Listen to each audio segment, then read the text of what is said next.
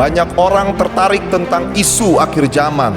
Setiap tahunnya manusia selalu memprediksi atau mencari opini dari orang yang dianggap punya kemampuan untuk menerawang ke masa depan.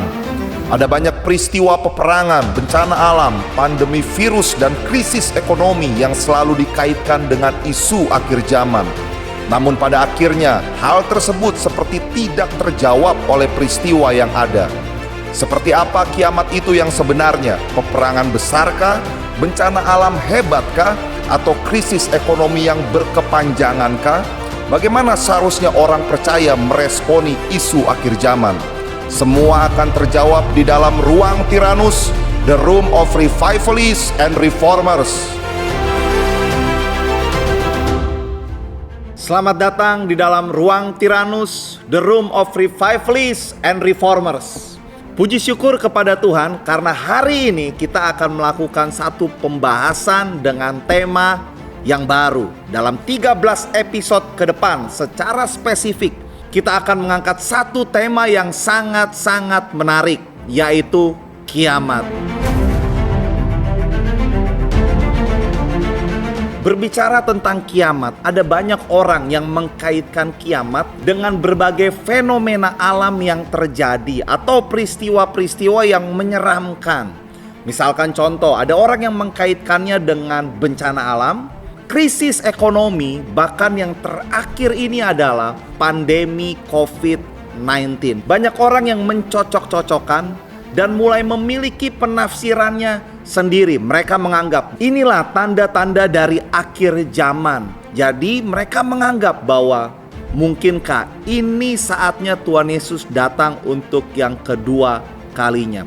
Berbagai spekulasi, berbagai penafsiran, berbagai pemahaman tentang kiamat seringkali membuat orang justru bertambah bingung. Bahkan tidak sedikit yang mengalami ketakutan. Mereka berpikir bahwa Antikristus itu sebelum Yesus datang, merekalah yang akan berkuasa. Dan repotnya banyak yang menganggap penganiayaan besar itu akan segera terjadi. Mereka takut dianiaya, bahkan ada yang takut tidak terangkat ke sorga. Itulah yang seringkali kita alami, itulah yang seringkali kita pahami mengenai kiamat. Tapi di dalam episode Tyrannus kali ini kita akan kupas tuntas kiamat dari buku yang berjudul Kiamat Apa Itu. Buku ini dituliskan oleh Pastor Stephen Agustinus berdasarkan prinsip kebenaran firman Tuhan. Jadi dalam 13 episode yang akan datang kita akan kupas tuntas kiamat dari buku Kiamat Apa Itu bersama dengan narasumber tetap kita, Pastor Stephen Agustinus. Mari kita sambut bersama Pastor Stephen Agustinus. Selamat datang Pastor Stephen. Ya, Gideon, kita ketemu lagi di Ruang Tyrannus dengan pembahasan yang agak berbeda. Ya, ini pembahasan baru Pastor. Dari buku Kiamat Apa Itu yang Pastor sendiri tuliskan. Nah, ini sangat menarik Pastor karena isu kiamat itu isu yang tahunan, sebenarnya tiap tahun terus dibahas. Khususnya kalau ada bencana alam atau ada sesuatu yang menakutkan lah Pastor.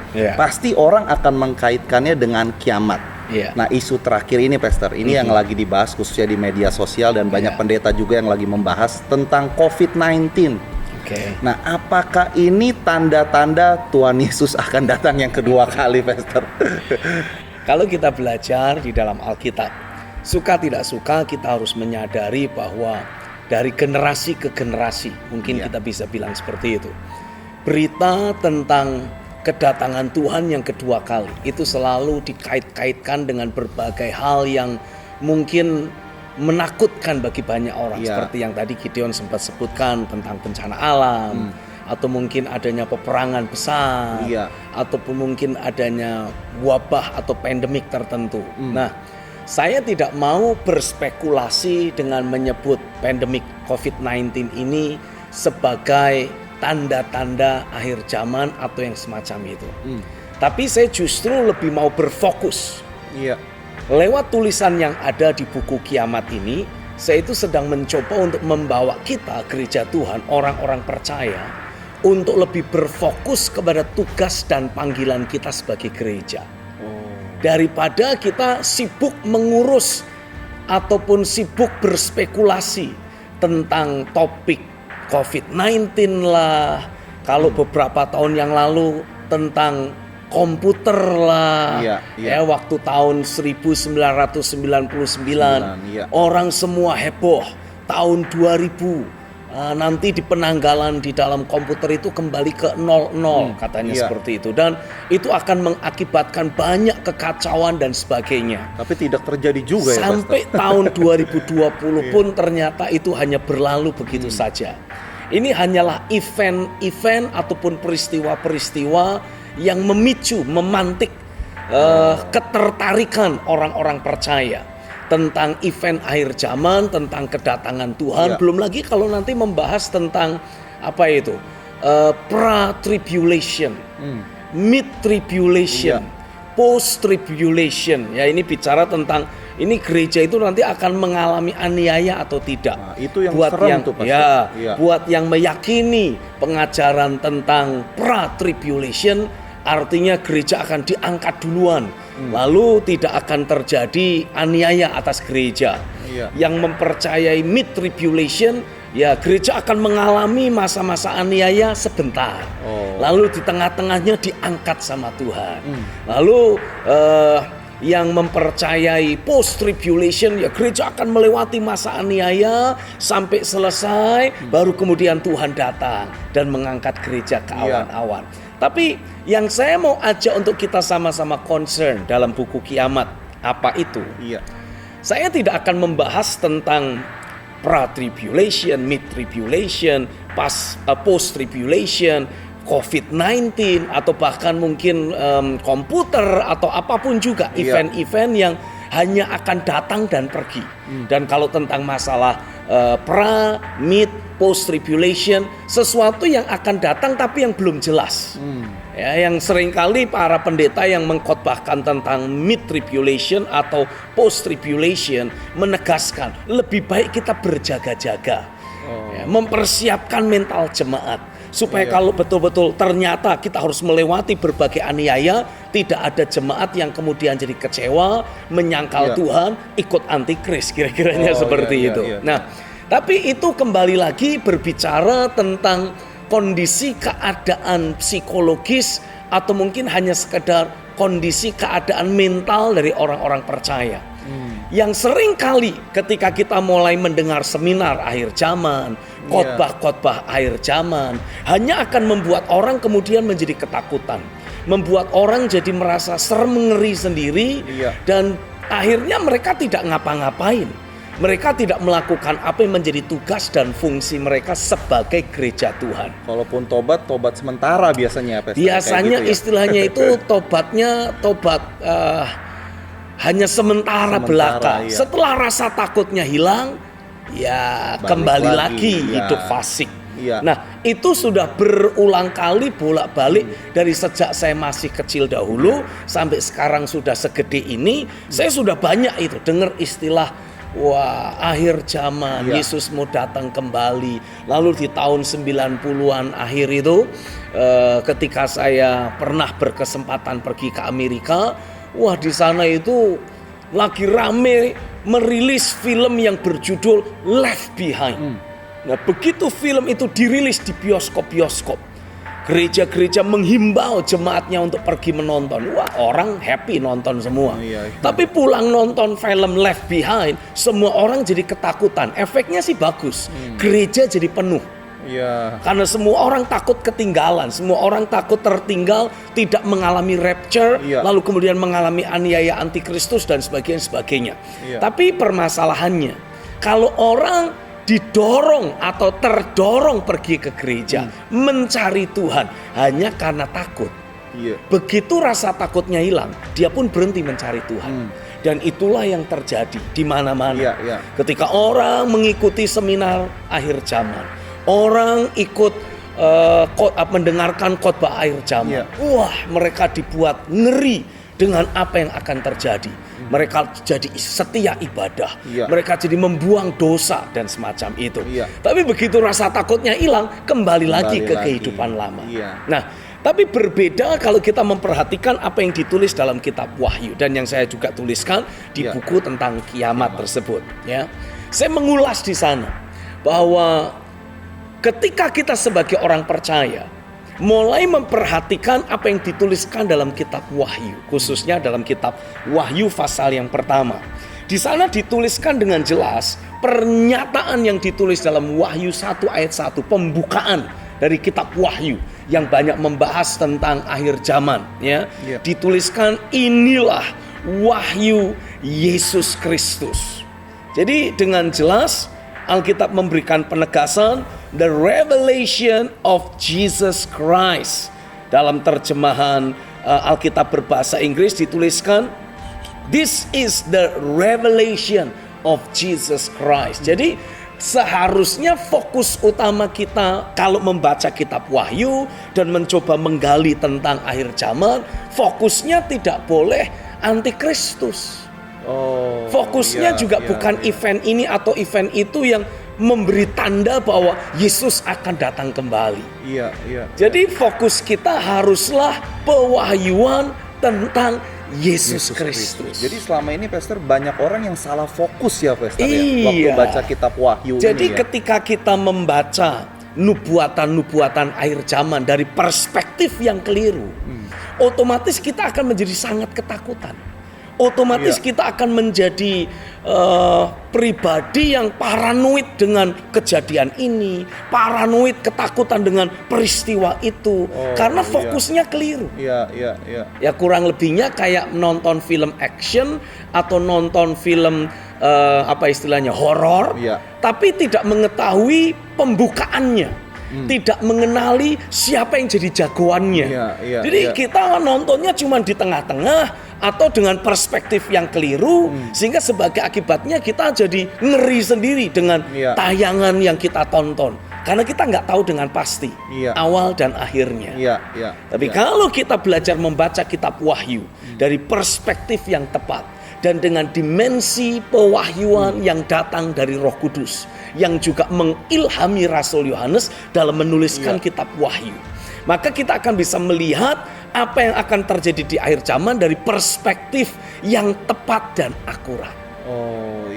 Pastor, gimana caranya? Kan ini kan satu hal yang sudah berakar lama, Pastor. Maksudnya waktu kita baca kitab Wahyu itu tergodanya tuh untuk meneliti kepala naga ada berapa, antikristusnya artinya apa, berbagai macam yang menyeramkan lah di situ. Nah, untuk mencabut hal tersebut gimana caranya, Pastor? Maksudnya kan memang itu sesuatu yang kadang juga orang senang kalau ditakut-takutin gitu, Pastor. Saya mendapati tidak ada alternatif lain. Yang pertama yang harus kita miliki adalah kecenderungan hati. Kecenderungan hati. Kecenderungan hati yang tertuju pada kebenaran. Apakah memang kita ini ingin mengejar realita Tuhan dalam hidup kita, atau kita hanya sekedar pengen membuat diri kita ini merasa nyaman dalam ketakutan-ketakutan kita? Yang saya maksud merasa nyaman dengan ketakutan-ketakutan kita adalah kita jadi merasa, wah iya ya, Yesus mau datang kembali dengan segera. Saya harus rajin ibadah. Nah, tapi ketika kita mulai rajin ibadah, Yesus belum datang-datang juga, kita jadi bertanda tanya juga pada akhirnya. Kapan ini Tuhan datang? Katanya Tuhan mau datang, Tuhan mau datang. Dari sejak saya sekolah minggu, dari sejak saya kecil dulu, saya dengar pendeta khotbah, Yesus mau datang. Lah ini sekarang udah botak berjenggot, tetap aja Yesus belum datang. Khotbahnya apa? Yesus akan datang segera. Kapan? Nah, itu sebabnya penting buat kita untuk memiliki hati yang memang tertuju kepada kebenaran. Sehingga Roh Kudus sebagai roh kebenaran akan bisa menuntun kita untuk mengenal segala kebenaran dan berjalan di dalam segala kebenaran tersebut. Karena kalau di hari-hari yang terakhir seperti sekarang, ya, saya memberikan penegasan seperti ini bukan karena Yesus tidak akan datang kembali. Saya percaya Dia akan datang untuk yang kedua kalinya. Tapi yang menjadi titik permasalahan selama ini, kita ini berkhotbah tentang Yesus mau datang, Yesus mau datang, tapi kita tidak pernah berfokus kepada apa yang menjadi porsi kita sebagai orang percaya, sebagai gereja Tuhan. Karena kalau kita belajar di dalam Alkitab, khususnya di kitab Wahyu, kita akan mendapati ada porsi yang sangat penting yang harus kita kerjakan, harus kita lakukan, yang menjadi porsi kita sebagai orang percaya ataupun sebagai gereja Tuhan. Iya. Saya berikan sebuah contoh, ya. Kalau kita membaca dalam kitab Wahyu pasal yang pertama ini saja, Alkitab memberikan penegasan. Saya akan bacakan dari ayat yang ke-10 dan ayat yang ke-11. Firman Tuhan menulis seperti ini. Pada hari Tuhan, aku dikuasai oleh Roh. Dan aku mendengar dari belakangku suatu suara yang nyaring, seperti bunyi sangkakala yang berkata begini. Apa yang kau lihat? Ini Roh Kudus bicara kepada Rasul Yohanes yang ada di Pulau Patmos, diminta untuk menuliskan semua penglihatan yang akan dia lihat, yang akan Roh Kudus tunjukkan. Iya. Dan kemudian ditegaskan, tuliskanlah apa yang kau lihat itu di dalam sebuah kitab. Dan kirimkanlah kepada ketujuh jemaat ini. Ke Efesus, ke Smyrna, ke Pergamus, ke Tiatira, ke Sardis, ke Philadelphia, dan ke Laodikia. Pertanyaan yang penting yang harus kita jawab adalah, ngapain Tuhan menyingkapkan seluruh penglihatan-penglihatan tentang akhir zaman kepada Rasul Yohanes? Iya. Lalu secara spesifik Tuhan memberi penegasan kepada Rasul Yohanes itu untuk menuliskan semua penglihatan yang ada dan dikirimkan ke 7 jemaat yang ada di Asia Kecil. Ngapain semua penglihatan-penglihatan yang akan terjadi itu harus dituliskan untuk dikirim ke gereja-gereja, ke jemaat yang ada di bawah pengayoman Rasul Yohanes itu? Jawabannya pasti, karena apa yang Tuhan akan lakukan di akhir zaman memiliki keterkaitan yang sangat erat. Bahkan bisa dikatakan gereja Tuhan memainkan role yang sangat penting terhadap event-event di akhir zaman. Gereja Tuhan. Gereja Tuhan memainkan event di akhir zaman. Sementara kalau kita selama ini mendengar khotbah akhir zaman dari perspektif yang kurang tepat, gereja atau orang-orang percaya tidak lebih hanya sekedar menjadi korban. Kita ini hanya menjadi victim yang terus berseru-seru di hadapan Tuhan dan mengharapkan Tuhan segera datang menyelamatkan kita dari bumi yang akan diporak-porandakan, dihancurkan dengan murka Tuhan tersebut. Jadi sangat bertolak belakang sekali. Belum lagi kalau kita membaca di dalam kitab Wahyu pasal yang keempat dan selanjutnya. Di dalam kitab Wahyu pasal yang keempat dan selanjutnya, Alkitab menuliskan seperti ini. Kalau kita baca di ayat yang pertama saja, Alkitab dituliskan begini. Kemudian daripada itu aku melihat, sesungguhnya sebuah pintu terbuka di sorga. Dan suara yang dahulu telah kudengar berkata kepadaku seperti bunyi sangkakala, katanya, naiklah kemari dan aku akan menunjukkan kepadamu apa yang harus terjadi sesudah ini.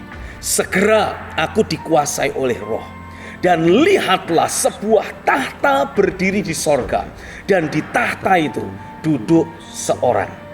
Dan dia yang duduk di tahta itu nampaknya bagaikan permata yaspis dan permata sardis. Dan suatu pelangi melingkupi tahta itu gilang gemilang bagaikan zamrud rupanya. Setelah di pasal yang kedua dan di pasal yang ketiga, Tuhan membuat evaluasi dan koreksian kepada ketujuh gereja yang ada. Masuk di pasal yang keempat, Alkitab menceritakan Rasul Yohanes yang merupakan gambaran ataupun wakil dari gereja-gereja tersebut. Karena ini kan semua gereja-gereja yang ada dalam pengayoman Rasul Yohanes. Nah, diwakili oleh Rasul Yohanes. Alkitab mengatakan Yohanes mengalami ada penyingkapan pewahyuan yang terjadi dalam hidupnya. Dan dia juga dikuasai oleh Roh.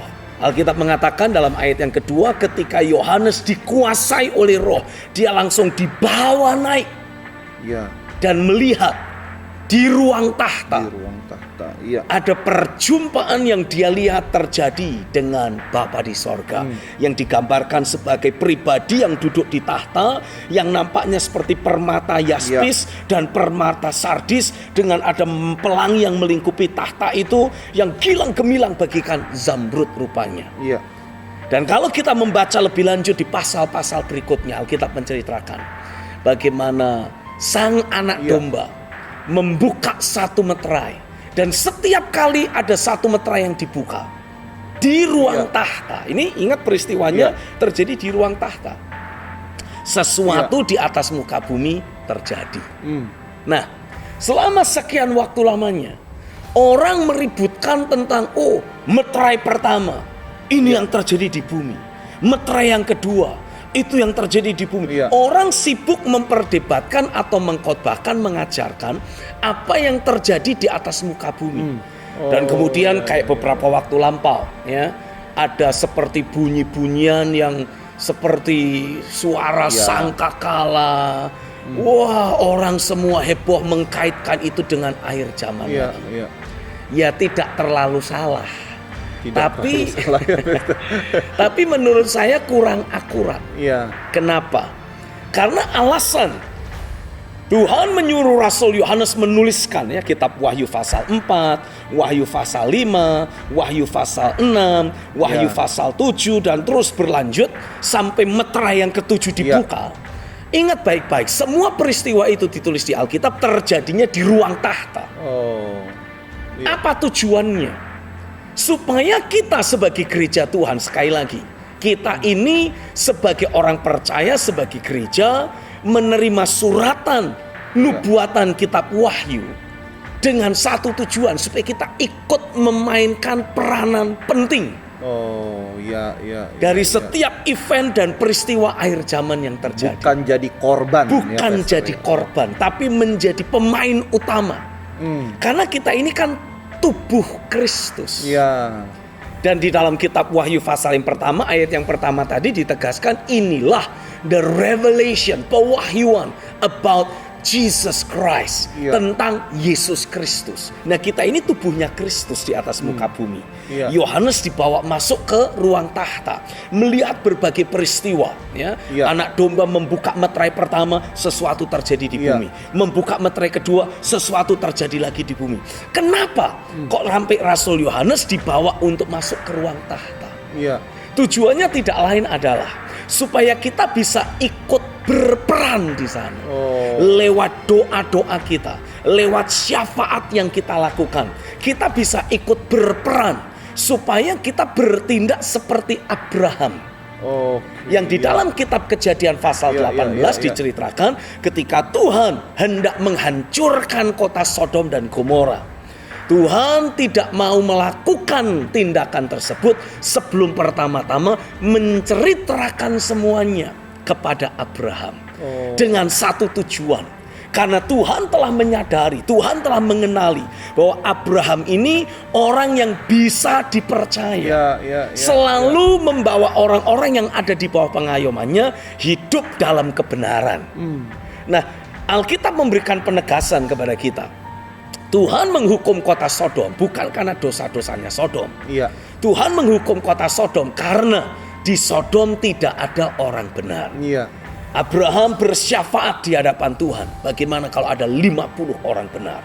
Tuhan berkata, kalau ada 50 orang benar, aku tidak akan menghancurkan Sodom. Terus turun. Bagaimana kalau 10 orang benar? Tuhan berkata, kalau ada 10 orang benar, aku tidak akan menghancurkan Sodom. Dan kemudian Abraham berhenti. Tahu nggak Gideon, apa sebabnya Abraham berhenti bernegosiasi di angka 10 di hadapan Tuhan? Karena pada waktu itu Abraham memiliki keponakan, Lot, yang juga tinggal di kota Sodom. Selama sekian waktu lamanya ketika Lot bersama-sama dengan Abraham, Abraham memberlakukan untuk kebenaran juga diterapkan bertumbuh dalam hidup Lot. Abraham punya asumsi ketika Lot pergi meninggalkan dirinya untuk pergi ke kota Sodom, Lot akan menjadi orang benar di kota Sodom. Lot, istrinya, dua anaknya, sudah ada 4 orang. Masing-masing anak Lot memiliki pasangan. Sudah ada 6 orang. Nah, masing-masing pasangan dari anak Lot kan punya 2 orang tua. Persis ada 10 orang. Jadi Lot dan keluarganya bersama dengan besan-besannya komplit ada 10 orang. Harapan dari Abraham ketika dia bersyafaat di hadapan Tuhan, dengan adanya Lot bersama dengan keluarga dan besan-besannya sebagai orang benar di kota Sodom, maka Tuhan akan meluputkan kota Sodom. Nah, Ketika dalam kitab Wahyu, secara spesifik dari pasal yang keempat, Yohanes dibawa masuk ke ruang tahta, dikuasai oleh Roh, masuk dibawa ke ruang tahta, melihat berbagai peristiwa di ruang tahta. Tujuannya adalah agar Yohanes sebagai wakil gereja akan bisa bersyafaat di hadapan Tuhan, minimal memberi kepastian, supaya kalau terjadi meterai dibuka, ada bencana begini, meterai dibuka, ada peristiwa hebat terjadi di bumi, seperti yang mungkin sudah dinubuatkan dalam kitab Wahyu mulai dari pasal 5 dan selanjutnya. Semua peristiwa buruk tersebut tidak akan menimpa orang-orang percaya. Karena kalau kita baca lebih lanjut dalam kitab Wahyu pasal yang ke-7, ya, selama ini orang meributkan tentang tanda meterai dari 666 yang akan ditato ke jidat ataupun ke tangan. Tapi mereka hampir tidak pernah membicarakan tentang tanda meterai yang diberikan oleh seorang malaikat Tuhan. Ini gambaran dari hamba-hamba Tuhan yang diutus keluar dari tempat matahari terbit. Ini saya gambarkan sebagai realita hadirat Tuhan, tempat di mana Tuhan tinggal. Ya. Ketika hamba-hamba Tuhan diutus keluar dari ruang tahta dengan membawa tanda meterai. Apa tujuannya? Memeteraikan dahi setiap umat dan hamba-hamba Tuhan. Supaya dalam pasal yang ke-9, ketika terjadi bencana lebih lanjut, semua peristiwa negatif itu tidak akan menimpa orang percaya. Dalam kitab Wahyu pasal yang ke-9, Alkitab menegaskan supaya kalau ada hal yang buruk terjadi, semua hal buruk itu tidak akan menimpa orang-orang percaya yang memiliki tanda meterai. Sehingga kalaupun kita mau coba kaitkan dengan COVID-19, ya, katakanlah ini COVID-19 itu memang betul-betul salah satu dampak yang terjadi di atas muka bumi sebagai akibat apa yang dinubuatkan di masa lampau, di zamannya Rasul Yohanes. Karena ada murka Tuhan yang dicurahkan, karena ada tanda meterai yang dibuka, dan sesuatu bencana terjadi di atas muka bumi ini. Satu hal yang saya tahu, seharusnya kalau gereja Tuhan dan hamba-hamba Tuhan memainkan peranan mereka sebagai hamba-hamba Tuhan yang tinggal di ruang tahta, bersyafaat seperti Abraham berdoa dan bersyafaat, saya yakin akan ada perlindungan dan penyertaan Tuhan yang menyertai setiap jemaat dan orang percaya. Mau ada wabah menyerbu dimanapun, tidak akan menimpa orang percaya. Karena bahkan nubuatan dalam kitab Mazmur 91 pun menegaskan, sekalipun ada wabah yang menyerbu, ada panah yang terbang di waktu malam, ada penyakit sampar yang menyerbu di waktu petang, tapi Alkitab menegaskan orang yang duduk dalam lindungan yang maha tinggi, yang bermalam dalam naungan yang maha kuasa, akan mengalami ada kepak sayap Tuhan yang menudungi dan menyertai, menjagai dan melindungi. Bahkan Tuhan mengutus para malaikat untuk berjaga-jaga dan untuk berkemah di sekeliling orang percaya, sehingga diluputkan Tuhan. Dan itulah yang saya yakini seharusnya menjadi salah satu peran dari gereja dan orang percaya. Lebih banyak bersyafaat dan berdoa di hadapan hadirat Tuhan. Memastikan orang-orang yang ada dalam pengayomannya akan dijagai dan diluputkan oleh Tuhan. Jadi gereja bernegosiasi kah gitu, Pastor? Di hadapan gereja harus memainkan peranannya untuk bernegosiasi di hadapan Tuhan. Jadi bisa turut menentukan apa yang seharusnya terjadi. Betul. Gereja dan doa-doa dari orang-orang benar seharusnya ikut memainkan peranan penting untuk memastikan masa depan orang-orang benar di atas muka bumi ini akan terus diselimuti oleh penjagaan Tuhan, akan terus memiliki masa depan yang gilang gemilang dan penuh pengharapan. Karena itulah yang dinubuatkan dalam Alkitab. Tapi kembali dibutuhkan ada peranan dari gereja Tuhan. Peranan gereja. Nah, Pastor, ada sesuatu yang menarik yang Pastor Stephen tuliskan di buku ini, bahwa untuk menafsirkan, memahami kitab Wahyu, kita itu harus dikuasai oleh roh yang sama. Betul. Yang seperti mencengkrami Yohanes. Betul. Nah, itu maksudnya seperti apa, Pastor? Ya, seringkali kita mencoba untuk memahami kitab-kitab pewahyuan seperti kitab Daniel, seperti kitab Wahyu. Tapi dengan mencoba membangun logika pemahaman kita sendiri.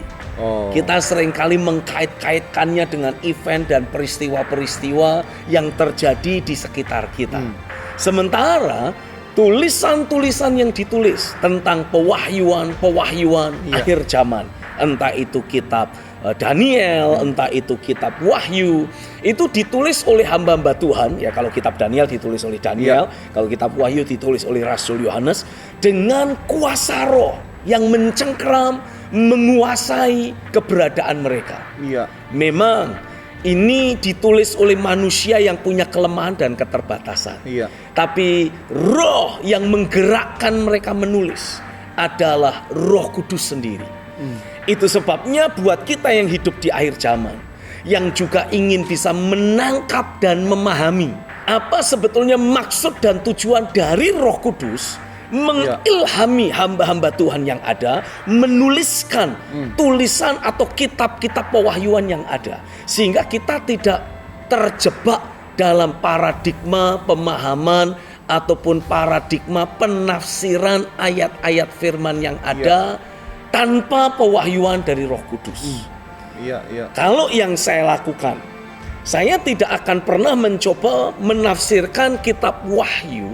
Karena ketika saya menulis buku tentang kiamat ini, saya mencoba membaca kitab Wahyu secara keseluruhan terlebih dahulu.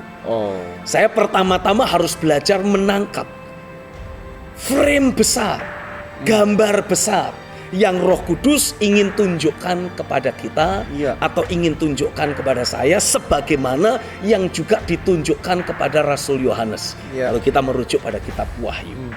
Dan saya mendapati dalam kitab Wahyu, frame besarnya ternyata bukan tentang pengangkatan, bukan tentang aniaya, bukan tentang antikristus, tapi tentang pewahyuan Yesus Kristus. Dan bukan hanya Yesus Kristus, tapi bagaimana gereja Tuhan akan memainkan peranan pentingnya sebagai tubuh Kristus di hari-hari yang terakhir. Itulah gambar besar yang Tuhan tunjukkan kepada saya tentang kitab Wahyu. Dan itu yang saya tuliskan dalam buku Kiamat Apa Itu. Nah, Pastor, ini mungkin pertanyaan terakhir nih, Pastor. Gimana caranya, Pastor, agar dikuasai oleh roh, agar pemahamannya tuh bisa sama gitu, Pastor? Kan itu butuh. Gimana caranya biar kita bisa dikuasai oleh roh yang sama? Yang pertama yang kita harus pastikan adalah kita sendiri memiliki persekutuan yang hidup, persekutuan yang sehat dengan Tuhan. Itu aspek yang paling penting, paling fondasional. Lalu kemudian yang kedua yang harus kita lakukan adalah kita mengkondisikan pikiran kita ini untuk betul-betul dibangun, disetting, diselaraskan dengan prinsip-prinsip firman yang tertulis. Kita tidak boleh mencoba menafsirkan satu ayat Alkitab dari perspektif kita yang hidup di akhir zaman ini, atau dari perspektif manusiawi kita. Ayat minimal harus ditafsirkan dengan ayat yang lain. Seperti misalkan saya akan berikan sebuah contoh. Kalau kita membaca kitab Wahyu pasal yang ke-12, lalu kemudian kita membaca dalam ayat yang ke mana ini? Ayat yang ketiga dan ayat yang keempat. Ini menarik ini. Nanti Bapak Ibu akan bisa mendapatkan uraian secara lebih detail dalam buku Kiamat ini. Tapi saya akan ambil salah satu cuplikan. Ini yang seringkali menjadi penafsiran banyak orang. Tapi saya ingin membagikan jenis penafsiran yang lain yang saya yakini, saya percayai lebih menolong kita untuk menangkap apa yang ada dalam pikiran dan hati Tuhan ketika Dia memberikan penglihatan-penglihatan dan pewahyuan-pewahyuan kepada Rasul Yohanes yang ditulis dalam kitab Wahyu. Wahyu 12 ayat 3 dan ayat yang keempat. Maka tampaklah suatu tanda yang lain di langit. Dan lihatlah seekor naga merah padam yang besar, berkepala 7, bertanduk 10, dan di atas kepalanya ada 7 mahkota. Dan ekornya menyeret sepertiga dari bintang-bintang di langit dan melemparkannya ke atas bumi. Dan naga itu berdiri di hadapan perempuan yang tidak melahirkan itu untuk menelan anaknya segera sesudah perempuan itu melahirkannya. Orang seringkali menafsirkan tuh kan, ada seekor naga merah padam yang besar, berkepala 7, bertanduk 10, dan di kepalanya ada 7 mahkota. Iya. Wih, ini kalau di kitab Kejadian katanya, Iya. ini ular yang menipu manusia. Oh, iya, iya, iya. Kalau di kitab Wahyu itu ular sudah berubah jadi naga. Ular jadi naga. Wah, berkepala 7, bertanduk 10, merah padam, serem. Iya. Ini artinya kekuatan setan terus bertambah, makin hebat, bertambah kuat. Kalau saya tidak melihat seperti itu. Oh. Belum lagi kita tambahkan di ayat yang keempatnya. Ekornya menyeret sepertiga dari bintang-bintang di langit dan melemparkannya ke atas bumi.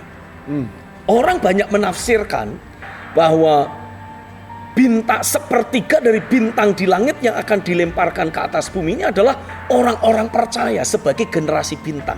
Iya. Tapi dilemparkan ke atas bumi ini oleh ekor dari si naga. Iya. Lalu banyak orang menafsirkan ini ekor dari naga ini atau ekor ini bicara tentang apa? Dosa seksual. Karena kelaminnya ada Karena di situ, kelaminnya katanya, ada di Pastor. bagian ekornya Iya. katanya. Itu yang saya sering dengar juga, Pastor. Ya nggak salah sih. Memang kelaminnya si seekor ular itu mungkin memang ada di bagian ekornya. Iya. Dan memang tujuannya akan menyeret, menjatuhkan generasi bintang, orang-orang percaya. Ya, karena memang ada banyak orang-orang percaya jatuh, tidak lagi memiliki dampak, tidak lagi memiliki pengaruh yang hebat karena dosa seksual. Jadi cocok gitu Cocok kayaknya, gitu. Pastor, ya. Tapi saya melihat ini lain lagi. Oh. Kenapa? Karena prinsip yang saya pegang adalah kalaupun kita ingin menerima penyingkapan pewahyuan dari Roh Kudus, Iya. untuk bisa memahami ayat-ayat firman yang ada, setiap penyingkapan firman harus tetap diuji dengan ayat-ayat yang ada. Jadi ayat Harus menafsirkan atau ayat. menjelaskan ayat yang Oh, lain. itu udah patternnya, Pastor. Supaya kita tidak out of context. Oh, oke. Supaya kita tidak sampai terjebak dengan pewahyuan-pewahyuan yang ya harus dikasih tanda petik. Liar gitu kurang. Jadi lebih. liar akhirnya. Iya. Nah, saya mendapati kalau bicara tentang ayat 3, ayat 4, naga merah padam yang besar berkepala 7, bertanduk 10, ekornya menyeret sepertiga bintang dari di langit. Saya mendapati kitab Yesaya pasal yang ke-9, ya. Ayat yang ke-14 sampai ayat yang ke-15. Itu memberikan penegasan kepada kita bahwa penafsiran yang ada dari Wahyu 12 itu harus ditafsirkan berbeda dari yang banyak orang sudah puas. Iya. Kenapa? Karena Yesaya pasal 9 ayat 14 dan ayat 15 ditulis seperti ini. Maka Tuhan mengerat dari Israel kepala dan ekor, batang dan ranting pada satu hari juga. Jadi seperti yang dinubuatkan dalam kitab Wahyu 12, ada kepala, ada Iya. ekor. Lalu ditegaskan dalam ayat 15-nya. Tua-tua dan orang yang terpandang, itulah kepala. Iya. Dan nabi yang mengajarkan dusta, itulah ekor. Nah, Iya, mari kita iya, coba iya. ambil ayat firman Iya, ini. iya. Lalu kemudian kita coba pakai untuk menerangi, untuk mengartikan arti nubuatan dari Wahyu pasal yang ke-12 yang digambarkan sebagai gambaran Iya. dari gereja yang sempurna. Yang dalam ayat pertama dituliskan berselubungkan matahari, gambaran dari gereja yang diselimuti oleh kemuliaan Bapa yang berdiri di atas sebuah bulan. Iya. Gambaran dari gereja itu harus dibangun di atas fondasi Kristus sendiri. Iya. Tidak boleh ada fondasi yang lain. Dasar kehidupan orang percaya adalah kematian, kebangkitan Iya. Kristus. Iya. Jadi harus keberadaan Kristus lah yang Iya. dijadikan sebagai fondasi dari Fondasi, gereja. iya. Dan gereja ini adalah gereja yang berkemenangan. Karena dituliskan memiliki mahkota dari 12 bintang di atas kepalanya. Ya. Lalu Alkitab bilang gereja yang ada dalam kemuliaan yang sempurna tersebut sedang mengandung. Dan siap untuk melahirkan. Iya. Nah, apa yang menjadi penyebab gereja ini mengandung? Apa yang dikandung? Iya. Ya, nanti kita akan membahas hal ini di periode dan episode yang akan datang. Iya. Karena ini menarik sekali. Menarik, Pastor. Sangat menarik. Tapi saya bisa memberikan penegasan. Ini adalah gereja yang sedang bergerak di dalam api kebangunan rohani, yang siap untuk membawa pemulihan segala sesuatu di atas muka bumi ini. Ya, itu adalah gambaran dari gereja yang Tuhan sedang munculkan di hari-hari yang terakhir. Iya. Nah, dalam kondisi gereja yang penuh kemuliaan, dibangun di atas kesempurnaan Kristus, bawa roh yang berkemenangan, siap untuk membawa perubahan dan membawa pemulihan atas segala sesuatu. Muncullah sebuah tanda yang lain di langit. Iya. Ada naga merah padam yang besar, berkepala 7, bertanduk 10, dan di atas kepalanya ada 7 mahkota. Iya. Yang dijelaskan dari kitab Yesaya pasal 9 tadi sebagai tua-tua dan orang yang terpandang. Tua-tua dan orang yang terpandang. Apa itu maksudnya, Pastor? Artinya ini sebetulnya berbicara tentang akan terjadinya sebuah benturan, pakai tanda kutip, antara gereja yang bergerak di dalam rencana Tuhan, dibangun sesuai dengan pola Tuhan, dengan pemimpin-pemimpin rohani yang dulu pernah dipakai Tuhan untuk membawa kegerakan, membawa terobosan, membawa banyak hal besar terjadi di dalam gereja Tuhan. Di dalam gereja Tuhan.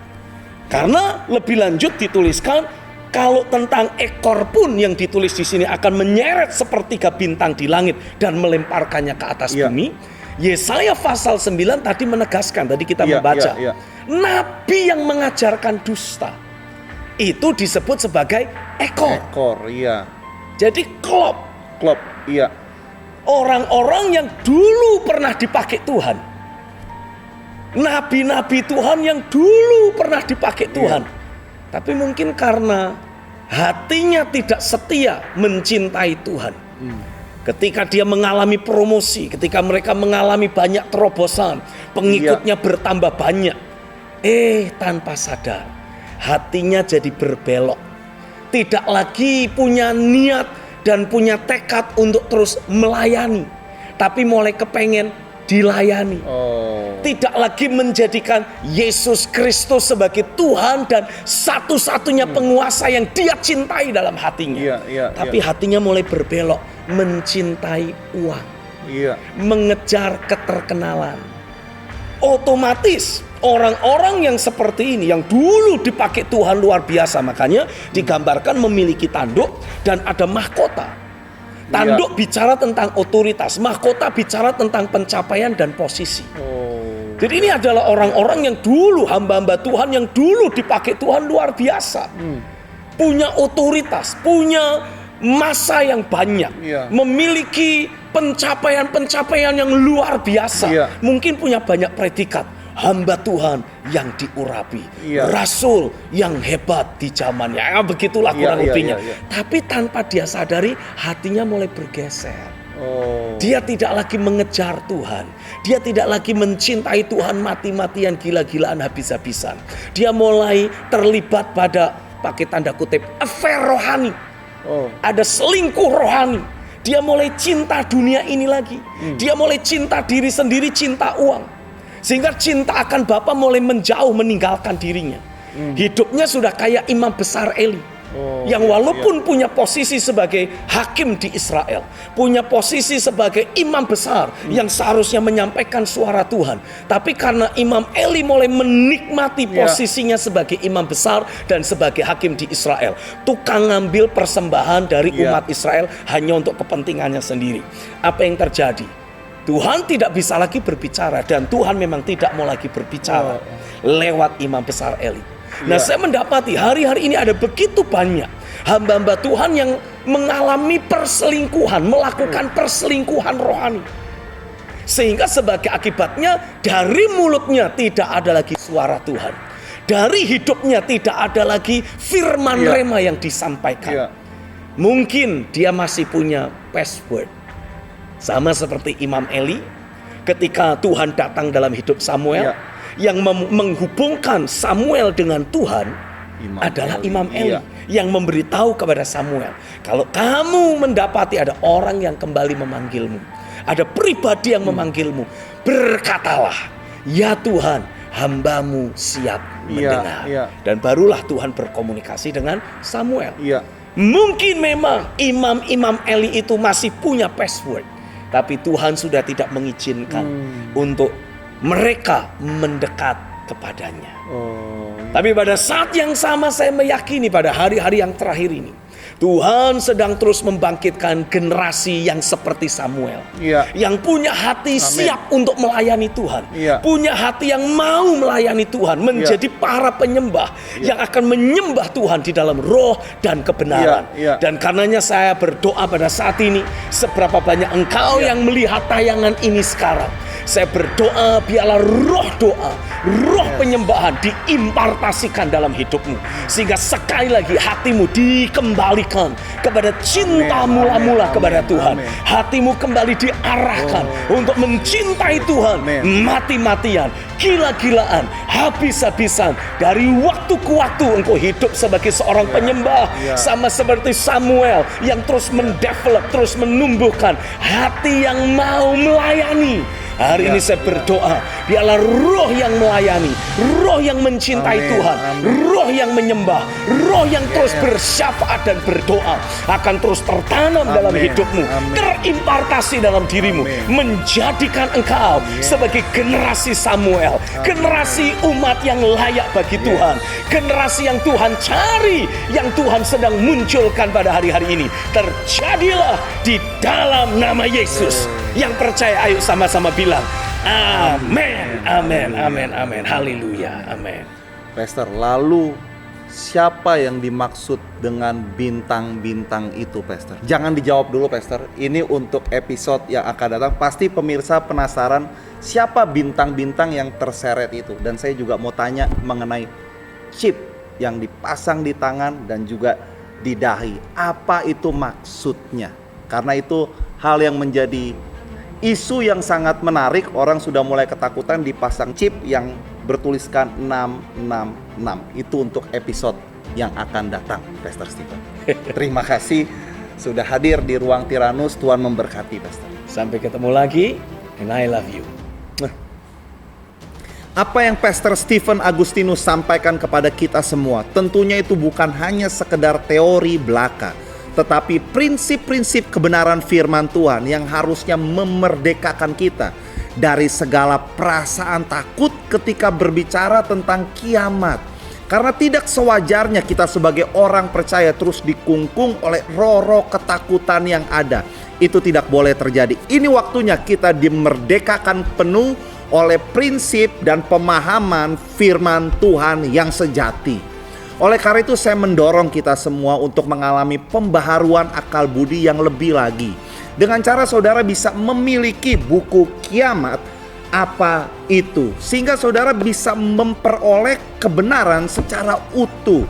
Alhasil saudara tidak akan lagi diombang-ambingkan oleh berbagai pengajaran yang membuat Anda down, membuat Anda takut, membuat Anda justru cemas. Tapi Anda justru bangkit di dalam kuat kuasa Roh Kudus. Oleh karena itu segera hubungi nomor di bawah ini untuk mendapatkan buku Kiamat apa itu. Karena bagi 10 penelpon pertama, saudara akan mendapatkan full episode Ruang Tiranus kali ini. Dan juga Anda akan mendapatkan kumpulan deklarasi, kumpulan perkataan hikmat, kumpulan nubuatan dari Pastor Stephen Agustinus, yang pastinya itu semua akan membangun dan memperlengkapi kehidupan Anda lebih lagi. Dengan saya Gideon, kita akan berjumpa lagi di dalam Ruang Tiranus dengan pembahasan kiamat apa itu. Ruang Tiranus, the room of revivalists and reformers.